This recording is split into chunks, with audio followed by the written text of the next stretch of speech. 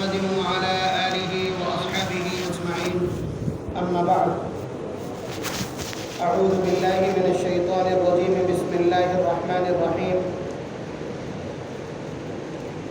والذين جاهدوا فينا لنهدينهم سبلنا وإن الله لمع المحسنين.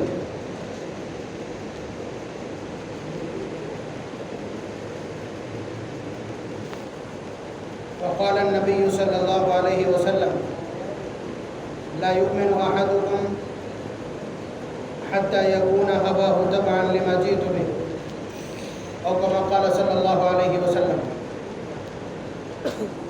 سب سے پہلے تو میں ابھی آپ کے نوجوان عالم عزیزم اسامہ قاسمی صلی اللہ علیہ نے ایک اپیل کی ہے آپ سے. میں چاہتا ہوں آپ اس پر کام دھریں اور اس پر عمل درآمد کریں. درس قرآن کا ایک حلقہ، یعنی ہفتے میں ایک دن کم از کم ایسا ہو تو قرآن کریم کی تفسیر آپ کے سامنے ہو اور آپ کو معلوم ہو کہ اللہ تبارک و تعالیٰ قرآن کریم کے توسط سے آپ سے کس طرح مخاطب ہے، کیا کہنا چاہتے ہیں. یوں تو شاید سارے مضامین قریب قریب آپ کی خدمت میں آ چکے ہوں گے. سوشل میڈیا کے اوپر تمام مضامین چلتے رہتے ہیں. اس کے علاوہ میں آپ کے اوپر مسلط ہوں. اس کے علاوہ الحمدللہ یہ دو علماء اور بھی آگے اور یہ امام موجود ہیں. مضامین تو سب آتے رہتے ہیں، لیکن درس قرآن کا حلقہ یہ اپنے آپ میں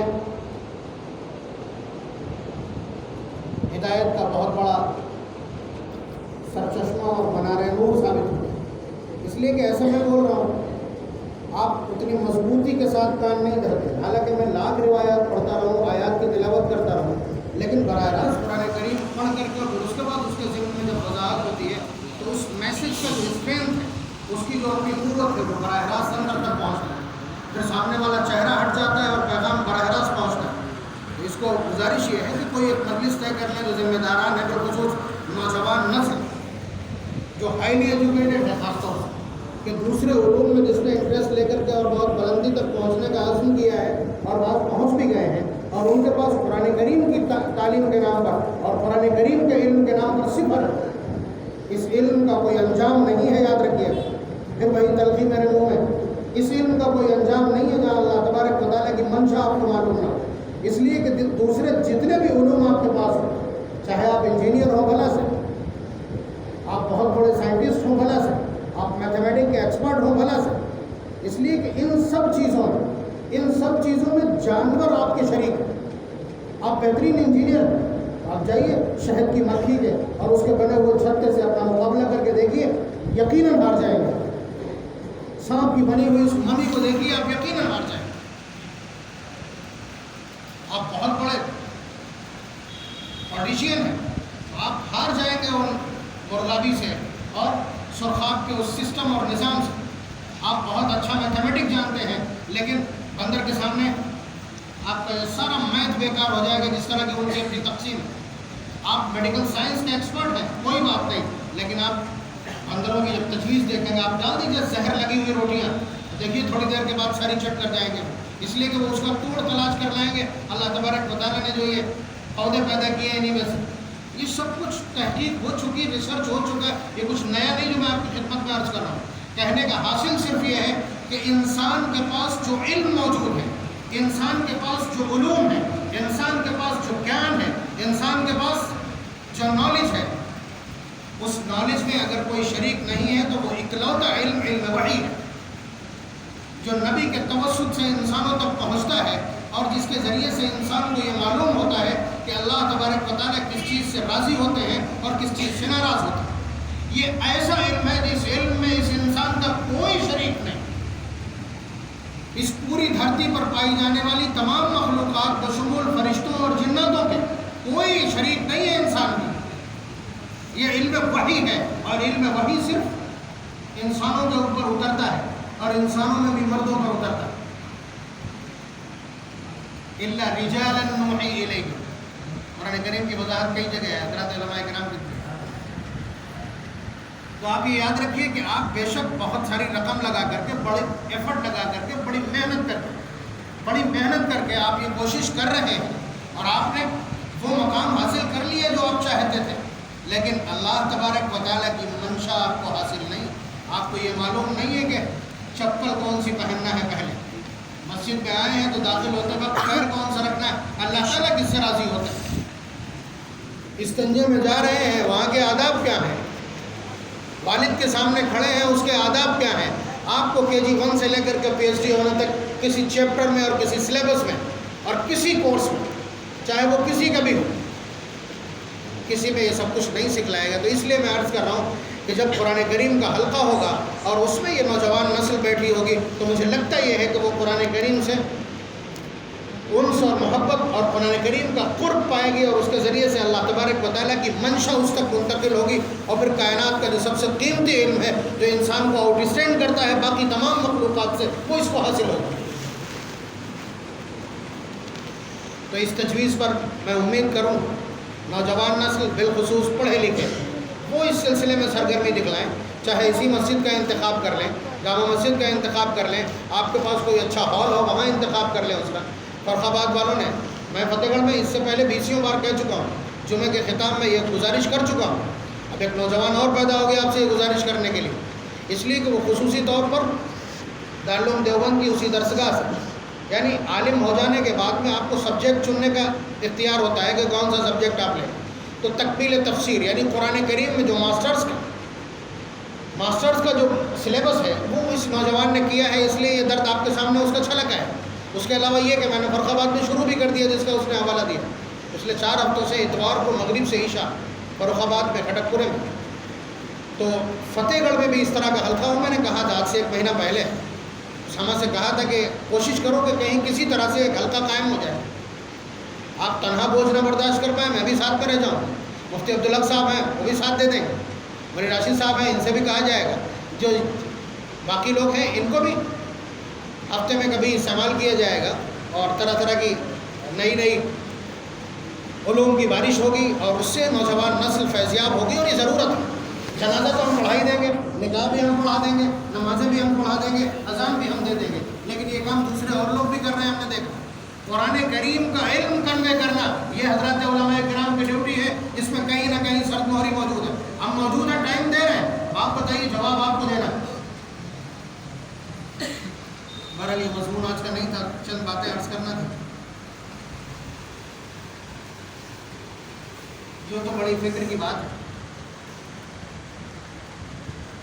یہ بھی بہت بنیادی سوچ رکھنے والے جو ملت کا درد رکھتے ہیں ان کی خدمت میں. میری میتھمیٹک کا یہ سوال یا ریاضی کا ایک معاملہ ہو سکتا ہے. آپ یہ بتلائیے کہ ہندوستان کے اندر مسلمانوں کی تعداد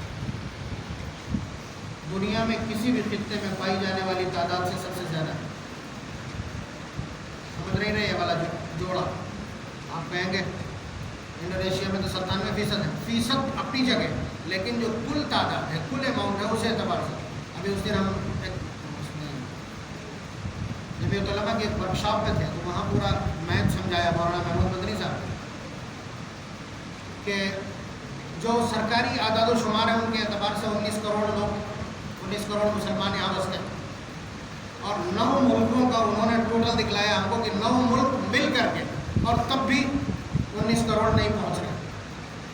مسلم ممالک کے, جارڈن, سعودی عربیہ اور امارات کے ممالک, ان سب کو اکٹھا کر کے لیبیا وغیرہ کو ٹوٹل جو ان کا بن رہا تھا اس سے زیادہ یہاں. اور یہ ڈیموکریسی, یہ جمہوریت ہے, اور جمہوریت میں آپ جانتے ہیں 100 لوگوں کے لیے اپنی ویلیو ہوتی ہے. اور آج سے کچھ سال پہلے تک آپ کو یہ زوم بھی تھا اور آپ کو یہ فخر بھی حاصل تھا کہ آپ کنگ میکر, مطلب پتہ نہیں میں کن لوگوں سے مخاطب ہوں, دھیان رکھیں. یعنی ابھی تک آپ کو کچھ دن پہلے تک یہ زوم تھا اور یہ فخر حاصل تھا کہ آپ کنگ میکر ہیں, جس کو چاہیں گے تاج پہنا دیں. اور یہ سچائی بھی تھی. اتنی بڑی تعداد ایک جمہوریت میں مانا رکھتی, لیکن اس کے بعد آج لگتا یہ ہے کہ صفر کا دائرہ توڑ پانا بھی مشکل ہے.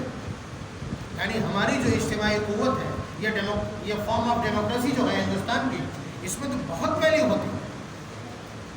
19 کروڑ کو معطل اور بیکار کر دینا کسی فرد کی طاقت نہیں ہے. بس یہ بات کہنا اصل ہے میرے لیے. یہ جو آپ کو لگ رہا ہے کہ فلاں نے ایسا سسٹم بنا لیا ہے, فلاں نے ایسا سسٹم بنا بنا لیا، فلاں پارٹی نے یہ سب کچھ کر لیا، یہ پارٹی بہت پہلے سے سرگری ہے، بہت پہلے سے سرگرم عمل ہے، اس سے پہلے کچھ اس کا اثر دکھائی پڑ گیا ہوگا؟ نہیں دکھا۔ 19 کروڑ کی تعداد جو مختلف خطوں میں بسی ہوئی ہے، اور آج سے پہلے تک انہیں کنگ میکر ہونے کا فخر اور غرور اور ان کا دعویٰ تھا کہ وہ کنگ میکر ہیں، لیکن آج کی تاریخ میں وہ صفر ہو چکے۔ اس بے اثر ہونے کے پیچھے کیا ہے؟ بہت صاف بات ہے، ہم لوگ تو اللہ تبارک و تعالیٰ کے بندے ہیں کہ یہ اللہ تبارک و تعالیٰ کا تعزیانہ ہے، کہ اللہ تبارک و تعالیٰ کی طرف سے برسنے والا ایک کوڑا ہے کہ اس نے ہماری طاقت کو صفر کر دیا۔ شاید ہم نے اسی طاقت کو، طاقت کے اس سرچشمے کو طاقت سمجھ لیا اور ہماری پوری توجہ اسی پر تھی۔ ہر آدمی جس کے پاس 4 پیسے آئے وہ سیاست پہ ہاتھ آزما رہا تھا کہ شاید یہی کامیابی کا میدان ہے۔ اب پتہ چل گیا کیا ہوا۔ مطلب یہ انتہائی درجے کا بہت سنجیدہ مضمون ہے جو آپ کی خدمت میں عرض کر رہا ہوں، کہ شاید میری ویلیو سے بھی بڑا ہے۔ یہ سب کچھ اسی لیے ہے کہ ہم نے اسی میدان کو کامیابی کی بنیاد مانا تھا، ہم نے اسی کو بلندی اور ارتقاء کی سیڑھی سمجھا تھا کہ یہیں پر جائیں گے تو ہماری پہچان بنے گی، یہیں سے آگے بڑھیں گے تو ہم بلند قامت ہوں گے، اور یہاں سے آگے بڑھیں گے تو ہماری شناخت اور ہمارا طرف تشخص ہوگا اور ہمارا ڈنگا بجے گا۔ اللہ تبارک و تعالیٰ نے پلک جھپکتے صرف دو تین شیطانوں کو کھڑا کیا اور اس کے بعد آپ کو بیکار کر دیا۔ یہ کسی انسان کی کارروائی نہیں ہے، سمجھ لیجیے اچھی طرح سے۔ جمہوریت میں اتنی بڑی تعداد کبھی سائڈ آؤٹ نہیں کی جا پاتی، یہ آف کلر نہیں ہوتی ہے کبھی بھی۔ آپ کے سارے جگاڑ اور سارے میتھمیٹک بیکار ہیں، آپ لگا رہے ہیں اور ہو چکے ہوں گے۔ اب تک جو جگاڑ آپ نے لگائے ہوں گے وہ سب بیکار ہوں گے کہ وہ کیا رہا۔ یہ اللہ تبارک و تعالیٰ کی طرف سے۔ اس سلسلے میں صرف حضرت عمر رضی اللہ تعالیٰ کا ایک جملہ نقل کر رہا ہوں کہ حضرت عمر رضی اللہ تعالیٰ عنہ فاتحہ بیت المقدس کی حیثیت سے بہت بڑا اچیومنٹ تھا کسی اسلامی فرمانروا کے لیے کہ فاتحہ بیت المقدس کی حیثیت سے حضرت عمر رضی اللہ تعالیٰ عنہ جب تشریف لائے ہیں یروشلم، تو وہاں کے جو گورنر تھے انہوں نے تمام میں اعلان کر دیا، استقبال کے لیے سارے لوگ پہنچ گئے۔ تو حضرت عمر رضی اللہ تعالیٰ عنہ جب مدینہ منورہ سے چلے تھے تو انہوں نے ترتیب بنا لی تھی، ان کے ساتھ ایک خادم تھا کہ اتنے کلومیٹر تک تم بیٹھو گے اور اس کے بعد تم نیچے اترو گے، میں بیٹھوں گا، پھر میں مہار پکڑ کے چلوں گا، تم اوپر بیٹھ جانا۔ یہ تیاری تھی، اور اتفاق سے جب داخل ہو رہے تھے بیت المقدس میں، اس کی سرحد میں، تو وہاں جب پہنچے ہیں تو اس وقت جو نمبر تھا وہ نمبر تھا خادم کے اوپر بیٹھنے کا، اور حضرت عمر رضی اللہ تعالیٰ عنہ کے اونٹ کی مہار پکڑ کے چلنے، مہار پکڑ کے چلنے کا۔ تو بڑا عجیب منظر ہے، آپ سمجھیے 22 لاکھ 22.5 لاکھ مربع میل کا فرما روا، اور اس کے بعد ایک خادم کو اپنی سواری پہ بٹھا کر اس کی مہار پکڑ کے چل رہا ہے۔ عجیب سی صورتحال ہے، یہ دنیا ایسے منظر دیکھنے کو ترستی رہے گی، دکھے گا نہیں۔ آپ سمجھ رہے ہیں؟ اور حالات یہ ہیں کہ 12 پیوند صاف دکھائی پڑ رہا ہے، جو 2 کپڑے پہنے ہوئے، ایک چادر اور ایک تہبند، اس پر 12 پیوند موجود ہیں۔ یہود کے بڑے بڑے علماء اور بڑے بڑے قسیس اور بڑے بڑے ربی سارے کے سارے باہر نکل کر کے آ گئے ہیں استقبال کے لیے۔ انہوں نے آ کر کے دیکھا بہت غور سے، پہچان تو لیا انہوں نے۔ جب گنے ہیں پیوند تو ان کو 2 پیوند نظر نہیں آ رہے تھے، میں اس کی طرف 2 پیوند نظر نہیں آ رہے تھے۔ حضرت عمر رضی اللہ تعالیٰ عنہ جیسا قیافہ شناس اور بابصیرت شخص سمجھ گئے، اور اس کے بعد اپنا ہاتھ اٹھایا تو نچلے حصے میں 2 پیوند تھے۔ جب 14 کی تعداد پوری ہو گئی تو ان سب نے مل کر کے حضرت عمر رضی اللہ تعالیٰ عنہ کے سامنے سرنڈر کر دیا۔ یعنی تورات میں ان کو یہ پورا منظر شو کرا دیا گیا کہ فاتحہ بیت المقدس کی حیثیت سے جو شخص آئے گا اس کی حالت یہ ہوگی، اس کے کپڑوں پر پیوند اس طرح ہوگا۔ یہ بتلانا مقصد نہیں تھا، بلکہ وہاں جو گورنر تھے انہوں نے ایک خوبصورت سے کپڑے کا، وہاں کے مشہور کپڑے کا ایک جبہ سلوا کر کے حضرت عمر رضی اللہ تعالیٰ عنہ کی خدمت میں پیش کیا اور کہا کہ ہماری خواہش یہ، آپ سمجھ رہے ہیں، ہماری خواہش یہ ہے کہ آپ سے بیت المقدس کے اور اس پورے علاقے کے بڑے بڑے علماء، بڑے بڑے راہب اور بڑے بڑے ربی آپ سے ملاقات کرنے کے لیے آئیں گے۔ ہم چاہتے ہیں یہ پیوند زدہ کپڑے آپ اتار دیں اور یہ صاف اور شفاف ٹھیک سا ایک جبہ سے وطن فرما لیں۔ حضرت عمر رضی اللہ تعالیٰ عنہ کا چہرہ غصے سے سرخ ہو گیا، اور چونکہ جو شخص سامنے بہت بڑے قد کے صحابی ہیں، فرمایا کہ اگر تمہارے علاوہ کسی نے یہ کہا ہوتا تو پھر میں اس کو ایسی سزا دیتا کہ لوگوں کے لیے عبرت بن جاتا۔ نحن قوم اعزنا اللہ بالاسلام، یہ جملہ عرض کرنے کے لیے واقعہ میں نے سنا ہے کہ انہوں نے فرمایا کہ ہم ایک ایسی قوم ہیں جو ذلت میں جی رہے تھے، اللہ نے اسلام کے ذریعے سے ہم کو عزت بخشی ہے، یہ کپڑے ہماری عزت کی ضمانت نہیں ہو سکتے۔ بے شک۔ اور آج صرف اب یہ والا جو میدان تھا سیاست والا، یا خدر پہننا تھا، اسکارپیو خریدنا تھی تو گنر لینا تھا، آپ سمجھ رہے ہیں؟ تو اس پر ہم سرپٹ دوڑے چلے جا رہے تھے، ہم کو یہ اندازہ نہیں ہو رہا تھا کہ عزت کا زینہ کون سا ہے، کون سا وہ زینہ ہے جس سے عزت کی بلندیاں اور ارتقاء طے کیا جاتا ہے۔ اللہ تبارک و تعالیٰ نے یہ صورتحال دکھلا کر کے کہ جمہوریت میں اتنی بڑی تعداد میں ہو اور اس کے بعد بیکار ہو، اس لیے کہ مشن سے ہٹ گئے۔ مشن صرف اتنا تھا کہ اسلام کو برپا کرنا۔ اب بتلا دیجیے، اگر یہ کام اپنی منشا سے، اپنی چوائس سے، اپنے اختیار سے ہم نے چنا ہوتا تو پھر ہمارا قد بہت بلند ہوتا، صحابہ کے آس پاس پہنچا ہوتا، لیکن نتمستک ہونے کے بعد، ڈومینیٹ ہونے کے بعد، درماندہ ہو جانے کے بعد اگر ہم نے اب یہ راہ چنی ہے، تب بھی اللہ تبارک و تعالیٰ اس حالات میں بھی اس ہر عمل کو قبول کر لیتے ہیں، لیکن ہم نے اپنا احساس گوا دیا۔ لیکن ہم تو ابھی بھی تیار نہیں، میں تو بات کر رہا ہوں، ہم ابھی بھی تیار نہیں۔ اب اندازہ کیجیے کہ سارے جو اعداد و شمار ہیں آپ کی آبادی کے، وہ سب ہر وقت اسکرین پہ چلتے رہتے ہیں۔ آپ کا مقابل جن کے ہاتھ میں اقتدار ہے وہ 82% ہیں، ان کے کہنے کے مطابق آپ 14% ہیں۔ آپ اگر وسائل اور ریسورسز کی بات کریں، اعداد و شمار کی بات کریں، تو آپ کہیں نہیں، آپ کہیں نہیں۔ سسٹم کے اعتبار سے آپ غالب آنا چاہیں ناممکن، اعداد و شمار کے اعتبار سے، پروپیگنڈے کے اعتبار سے آپ غالب آنا چاہیں ناممکن۔ اب بتائیے، آپ جیسے ہی ممکن کہیں گے فوراً آپ کہیں گے اللہ تعالیٰ چاہے۔ اللہ تعالیٰ چاہے کا مطلب یہ ہے کہ آپ اللہ تعالیٰ کے رابطے میں آ جائیے، وہی میں کہنا چاہتا ہوں۔ آپ سسٹملی اگر آپ ایسا سمجھتے ہیں کہ 14% 82 پر غالب آ جائیں گے اللہ کی نصرت کے بغیر، تو ناممکن ہے۔ اور اللہ تبارک و تعالیٰ کی نصرت حاصل کرنے کے لیے آپ کو اپنے مشن پہ لوٹ کے آنا پڑے گا۔ وَلَقَدْ نَصَرَكُمُ اللَّهُ بِبَدْرٍ وَأَنْتُمْ أَذِلَّةٌ فَاتَّقُوا اللَّهَ لَعَلَّكُمْ تُفْلِحُونَ۔ کہ تم بدر کے میدان میں 313 تھے، پیر میں چپلیں نہیں تھی، چیتھڑے بندھے تھے۔ ایک تو غزوے کا نام ہی غزوہ ذات الرقاع ہے، چیتھڑوں والا غزوہ۔ رقاتن چیتھڑے کو، پھٹے ہوئے کاغذ سے پھٹے ہوئے کپڑے کو کہتے ہیں، اسی کا پہلے والا رقاع۔ تو اس باقاعدہ اس جنگ کا نام ہی غزوہ ذات الرقاع، اس لیے کہ صحابہ چلتے چلتے پتھروں میں ان کے پھلکے پڑ گئے تو چیتھڑے لپیٹے ہوئے۔ ایسے لوگ ان کے تعاون کے لیے فرشتے اترتے ہیں جو خود انہیں نظر آ جاتے ہیں، کبھی کبھی نہیں نظر آتے۔ وَأَنزَلَ جُنُودًا لَّمْ تَرَوْهَا، اللہ تبارک و تعالیٰ بارہا اس طرح کی بات قرآن کریم میں دہراتے ہیں۔ تو کہنے کا حاصل یہ ہے کہ ہم نے اپنا مشن چھوڑ دیا ہے۔ مشن کیسے قابو کیا جاتا ہے؟ ہم سیاست کے میدان میں اس لیے جا رہے تھے کہ ہماری ووٹنگ اور فوٹو آنے لگیں گے، یا ہمارا پرشاسن میں کچھ دخل ہو جائے گا، ہماری طاقت بن جائے گی۔ یہ وہ غلطی تھی کہ جس کی وجہ سے اللہ تبارک و تعالیٰ کو یہ کارروائی کرنا پڑی۔ مشن کس کو کہتے ہیں اور مشن میں کس طرح قائم رہا جاتا ہے؟ یاد کیجیے اس وقت کو جب تمام سرداران مکہ خواجہ ابو طالب کی خدمت میں آئے تھے اور آ کر کے کیا کہا؟ نبی اکرم صلی اللہ علیہ وسلم کی ایکٹیویٹی اور نبی اکرم صلی اللہ علیہ وسلم کا ڈٹرمنیشن اور آپ کا عزم اور آپ کا حوصلہ اور آپ کی استقامت دیکھ کر وہ ہر چیز کو ٹرائی کر چکے تھے۔ ظلم اور بربریت، ان کے ساتھیوں کو تکلیف دے کر کے، ان کا قتل کر کے، نبی اکرم صلی اللہ علیہ وسلم کے ساتھ ایذا اور ظلم اور ستم کر کے، سب کچھ کر کے وہ تھک چکے تھے۔ انہوں نے دیکھا کہ اس سے پار کیوں نہیں پا رہے ہیں۔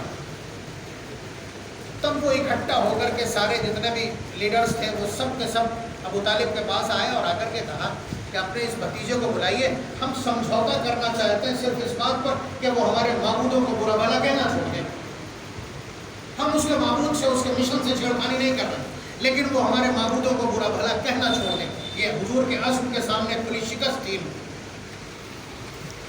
اب ان کا آپ سمجھیے کہ انداز کس طرح کا ہوگا اور وہ کس طرح سے سرنڈر کر رہے ہوں گے یا کس طرح بریف کر رہے ہوں گے خواجہ ابو طالب کو، کہ انہوں نے حضور کو بلایا اور کہا کہ بھتیجے میرے اوپر اتنا بوجھ ڈالو جتنا میں برداشت کروں۔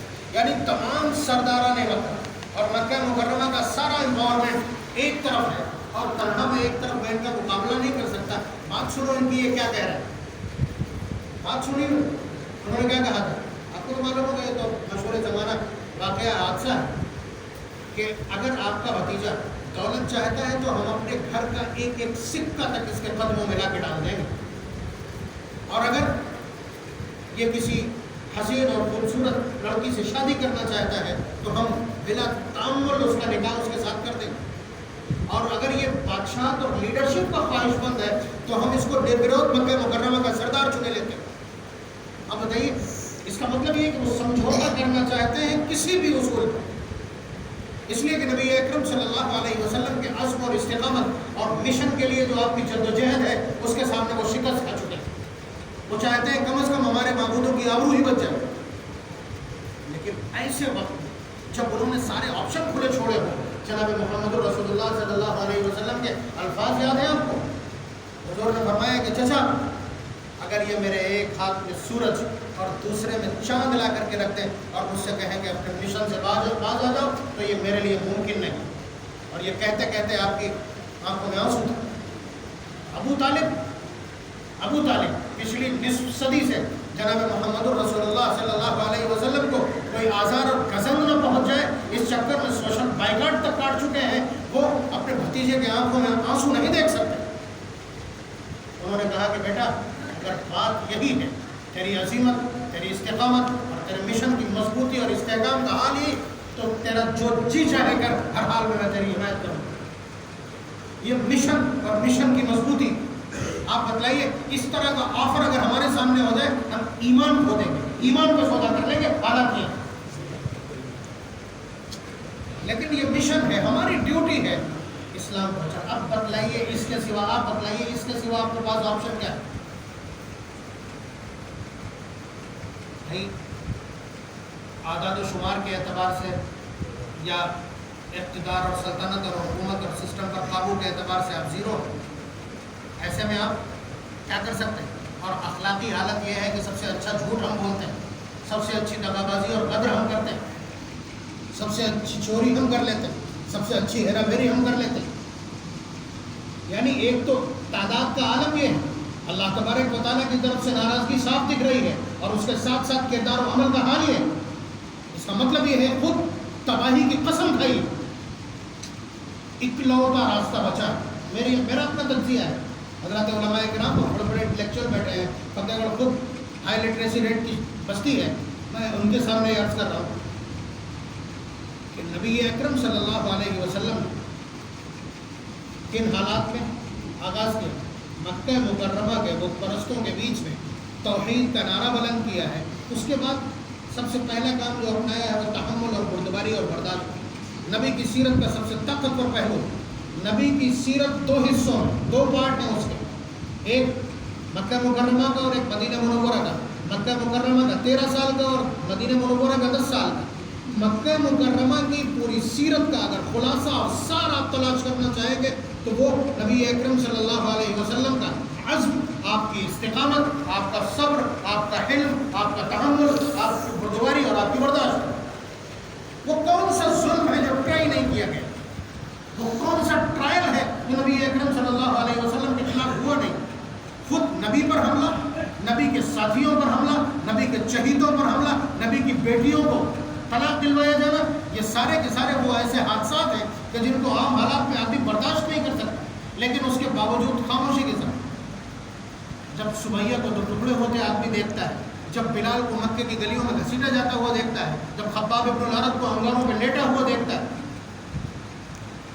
عمار اور یاسر کو بلکتا اور سسکتا چٹانوں کے نیچے دبا ہوا دیکھتا ہے، تو اس کے بعد آدمی آ کر کے دیکھتا تو ہے کہ آخر غلطی کیا ہے، آخر غلطی کیا ہے؟ انہوں نے کس کی زمین دبائی ہے، یا کس کی عورت کے ساتھ انہوں نے بے حیائی کی، اور کس کی رقم ماری؟ یہی 3 جھگڑوں کی بنیاد ہے،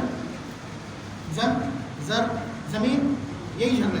جب قریب آ کر کے آدمی اس کی تحقیق کرتا ہے کہ یہ کچھ نہیں، یہ کہتے ہیں کہ اللہ ایک، تو آدمی مجبور ہو جاتا ہے اس کو سمجھنے کے لیے، اور جیسے ہی سمجھتا ہے تو وہ تو ظلم میں مبتلا تھے، لیکن یہ کھٹ سے آ کر کے کلمہ پڑھ لیتا ہے۔ تو یہ ایک طریقہ ہے کہ نبی اکرم صلی اللہ علیہ وسلم نے اپنے مشن کا آغاز کیا ظلم سے، بربریت سے ہی استبداد اور جارحیت کا سامنا کیا. کوئی ایسا ٹرائل نہیں ہے جس کو فیس نہ کیا. لیکن اس کے بعد وہیں سے پیدا ہونے لگے کہ عمر ابن خطاب نکلے ہیں قتل کرنے کے لیے، اور لوٹ کے آتے ہیں تو اعلان کرتے ہوئے کہ کون ہے جو اپنی بیوی کو بیوہ اور اپنی اولاد کو یتیم کرنا چاہے وہ آ کر کے مجھے کعبۃ اللہ میں نماز پڑھنے سے روکے. ادھر سے جاتے ہیں، تھوڑی سی مسافت ہے، قتل کرنے کے ارادے سے ادھر سے یہ کرتے آتے ہیں. ظاہر سی بات ہے آپ کے پاس کوئی جادو کی چھڑی ہے، اور وہ جادو کی چھڑی قرآن کریم ہے خود. اس کا پیغام جیسے ہی عام ہوگا آپ کا کردار پیچھے آ جانا چاہیے، قرآن کریم کا جو میسج ہے اور پیغام ہے وہ سامنے آ جانا چاہیے، تو اس کے بعد اسی طرح اثر ہوتا ہے. تو کہنے کا حاصل یہ ہے کہ ہمارے پاس جو طریقہ بچا ہے وہ یہ کہ نبی اکرم صلی اللہ علیہ وسلم کی تعلیمات کیا ہیں، نبی اکرم صلی اللہ علیہ وسلم کا مشن کیا ہے، قرآن کریم کی تحریک کیا ہے. جیسے ہی اس کو لے کر کے کھڑے ہوں گے تو آپ یہ سمجھ لیجئے کہ یہ دنیا اپنے آپ ساکت و جامد آپ کے سامنے کھڑی ہو جائے گی. اس طرح مکہ مکرمہ کے ظالم اور جابر سب کے سب گھٹنوں کے بل آ گئے نبی اکرم صلی اللہ علیہ وسلم کی جانب. مدینہ منورہ پورا کا پورا جھٹکوں کے ساتھ پورے عالم میں، یعنی کتنے سال گزرے فاروق اعظم کی خلافت تک، اور نصف روئے زمین ان کی فرمانروائی میں ان کے قلمروں میں شامل ہو. تو ظاہر سی بات ہے نبی کے اخلاق کا جب تعارف ہو، نبی کے اخلاق کا تعارف ہو، قرآن کریم کے مشن کا تعارف ہو، یہی راستہ بچا. اللہ تبارک و تعالیٰ نے اس پورے میدان کو ریڈیوس کر کے ایک چھوٹا سا دروازہ چھوڑ دیا ہے، یہیں سے آپ کو نکلنا ہے. آپ کو اپنے مشن پہ 1400 سال پرانے مشن پہ واپس آنا ہے، ورنہ طاقت کا کوئی دوسرا میدان بچا نہیں ہے آپ کے پاس. اور اگر دوسرا کوئی میدان بچا ہے تو یہ کہ مرتد ہو جائیے آپ، اس کے سوا کوئی دوسرا راستہ بچا نہیں ہے. یا تو اسلام کی تعلیمات کو ایک مشن کی طرح اپنا کر کے اور اس کو برپا کرنے کی کوشش کیجیے، یا پھر ان کی منشا کے مطابق ان کے جھنڈے تلے کھڑے ہو جائیں. کس کو آپ اپنانا چاہتے ہیں؟ مسلسل ہمارے حالات تو دیگرگوں ہوتے جا رہے ہیں. میں نے ابھی عرض کیا نا کہ ہم اللہ تبارک و تعالیٰ کو نہیں پہچانتے، اللہ تعالیٰ کو نہیں پہچانتے. وہی جو کفار مکہ نے جو چیزیں پیش کی تھیں ہم انہی کے پیچھے ہیں. یعنی ہم نے مشن کو چھوڑ دیا. مشن کو چھڑوانے کے لیے جن چیزوں کی آفر کی تھی کفار مکہ نے، رؤسائے قریش نے، انہی چیزوں کے پیچھے، یا تو اقتدار کے پیچھے ہیں یا حسن و جمال کے پیچھے ہم اپنا مذہب تبدیل کر رہے ہیں، یہ بھی بتلانے کی ضرورت نہیں ہے، یا پھر دولت اور ثروت کے پیچھے ہم اپنا سب کچھ لٹائے دے رہے ہیں اور ہم اپنے مشن سے ہٹے چلے جا رہے ہیں. کہنے کا حاصل یہ ہے کہ اب ان حالات جب پولیٹیکلی ہمارا دمن ہو چکا، ٹھیک ہے، یہ اللہ تبارک و تعالیٰ کی طرف سے کسی مخصوص شخص کا نہیں، جسے اپنے حال کا پتہ نا، جو 14 کے چکر میں 82% کو مرغا بنائے گھوم رہا ہو. ظاہر سی بات ہے آپ سمجھ سکتے ہیں یہ کچھ نہیں. اللہ تبارک و تعالیٰ نے کہہ دیا نا اللہم مالک الملک، ملک کے مالک وہ ہیں، تؤتی الملک من تشاء، جسے چاہتے ہیں ملک عنایت کرتے ہیں، وتنزع الملک ممن تشاء، جس سے چاہتے ہیں ملک اور سلطنت چھین لیتے ہیں. جب انہوں نے یہ کہہ دیا کہ ان کا یہ اختیار ہے اور یہ ان کے معاملے ہیں، ان کا قلمدان ہے یہ، تو پھر دوسرے کو دخل اندازی کیا؟ یہ سب آپ دیکھ لیجئے نا، سب مل کر کے ووٹ کہیں ڈالتے ہیں اور نتیجہ کچھ اور آ جاتا ہے. آپ بتائیے، آپ کا گڑت کچھ کہتا ہے، سب مل کر کے آپ ایک بات کہتے ہیں لیکن اس کے باوجود نتائج دوسرے ہو جاتے ہیں. وہ میں نے مانا کہ مشین میں یا کہیں بھی کچھ بھی ہے، لیکن میں یہ کہہ رہا ہوں فیصلے زمین پر تو وہی نافذ ہوتے ہیں جو اللہ تبارک و تعالیٰ چاہتے ہیں. الا لہ الحکم والامر، حکم چلے گا تو اس کا اور امر چلے گا تو اس کا، یہ اللہ تبارک و تعالیٰ کے اختیارات ہیں. تو آپ یہ اندازہ کیجئے کہ آپ جس کو اپنی طاقت سمجھ رہے تھے اور آپ اپنے آپ کو بے کر سمجھ رہے تھے، اللہ تبارک و تعالیٰ نے وہ سب کا سب آپ سے اتار لیا، منتزع کر لیا ہے. اور آپ کے پاس اب جو آپ کو نظر آ رہا ہو، آپ بہت اچھا گڑت جانتے ہیں، بہت اچھے ریاضی کے ماہر ہیں، بہت اچھے سائنٹسٹ ہیں، آپ تو بتلا دیجئے کہ کون سا وہ راستہ ہے جس سے احساس پایا جا سکتا ہے. وہ وہی والا جو حضرت عمر رضی اللہ تعالیٰ عنہ کا قول تھا کہ نحن قوم اعزنا اللہ بالاسلام، کہ ہم وہ قوم ہیں کہ جیسے اللہ تبارک و تعالیٰ نے اسلام کے ذریعے سے احساس بخشا ہے. وہی راستہ ہے اکلوتا، کوئی دوسرا ایسا راستہ نہیں جس سے آپ احساس پا سکیں. اگر ہوگا بھی تو وہ بالوں کے گھروندے کی طرح، آپ سمجھ رہے، مٹی کے گھر کی طرح ہوگا کہ وہ کبھی بھی ختم ہو سکتا ہے. اور آپ نے دیکھا ہے ختم ہوتے ہو بڑے بڑے طاقت کے دعوے کرنے والے، کھدر کی قمیص پہننے والے، آپ نے دیکھا وہ سارے کے سارے آج بلوں کے اندر موجود ہیں. تو یاد رکھیے دوبارہ سے اسلام کو مشن کی طرح اپنا لیجیے اور اس کے بعد اپنے کردار کے ذریعے سے اسلام کا تعارف کروائیے. انشاءاللہ امید یہ ہے کہ دوبارہ سے ساری انسانیت گھٹنوں کے بل آپ کے سامنے ہوگی اور پھر اس کے بعد اسے آپ آسانی کے ساتھ اللہ اور اس کے رسول کا پیغام اور قرآن کریم کا منشور اور قرآن کریم کا یہ ہدایت نامہ دے سکیں گے. اللہ تبارک و تعالی ہم سب کو عمل کی توفیق نصیب فرمائے اور ہم کو بصیرت عنایت فرمائے اور زندگی کا یہ نیا مشن شروع کرنے کی جلد از جلد کوشش کرنے والا بنائے. وآخر دعوانا الحمدللہ رب العالمین.